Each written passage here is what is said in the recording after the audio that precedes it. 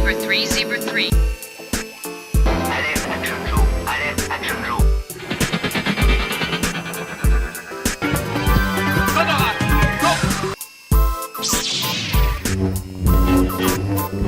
I'll be back.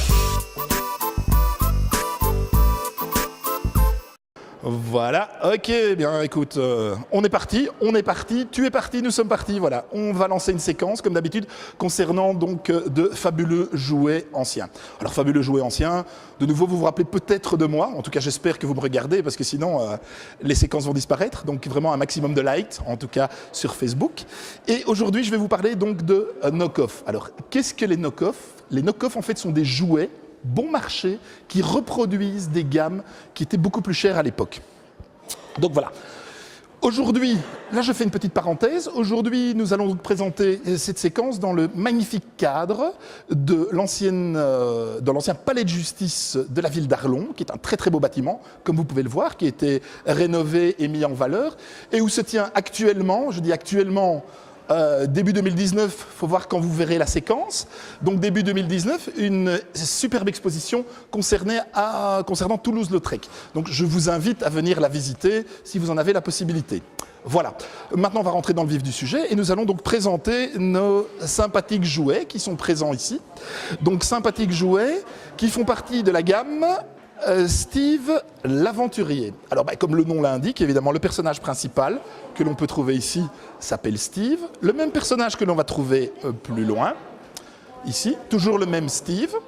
Et donc ce Steve l'aventurier va avoir toute une série de panoplies, bien entendu, d'aventuriers. À côté de ces panoplies ici d'explorateurs et membres d'un safari, vous avez également par exemple le plongeur.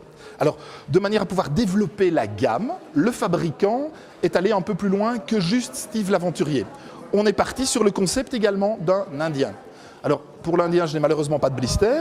Cet Indien s'appelle Tasco. Tasco l'Indien, évidemment. Nous avions Steve l'aventurier, nous avons Tasco l'Indien. Donc voici. Alors, notre ami Steve se décline également sous forme de cow-boy. Et nous avons une série de blisters intitulés Steve le Cowboy. Alors, l'avantage de ces produits à l'époque, c'est que ce sont des produits très bon marché, de fabrication très simple, très basique, qui ne coûtent pas grand-chose à la fabrication et qui, fatalement, ne coûtent pas grand-chose à l'achat. Nous partons sur un format plus petit que les G.I. Joe que je vous ai déjà présentés, si vous vous rappelez, ou si vous avez vu les séquences. Et donc, le fait d'économiser sur la matière première va permettre de pouvoir diminuer les coûts et de passer sur un produit qu'on appellerait maintenant de première marque.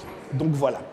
Que dire encore concernant ces personnages? Eh bien, au niveau de la qualité des petits vêtements, évidemment, c'est une très mauvaise qualité. Les coutures ne tiennent pas, les petites pressions ne tiennent pas non plus. Et donc, il est assez remarquable de pouvoir avoir un uniforme dans un état correct. Alors, de nouveau, ces jouets ont beaucoup servi, les enfants ont énormément joué avec. Pour trouver des nouveaux jouets, ou en tout cas dans un bel état actuellement, c'est loin d'être simple. Alors, jusqu'ici, il y a un détail, entre guillemets, que je n'ai jamais abordé au niveau de ces séquences concernant les jouets anciens. C'est le prix et la valeur.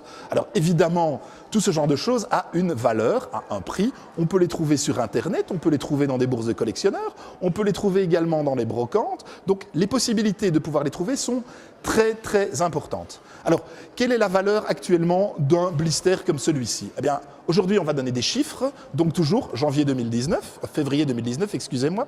Je suis un peu en arrière. Je suis resté bloqué dans les années 70 dans les jouets. Je suis resté bloqué en janvier au niveau du calendrier. C'est des choses qui arrivent.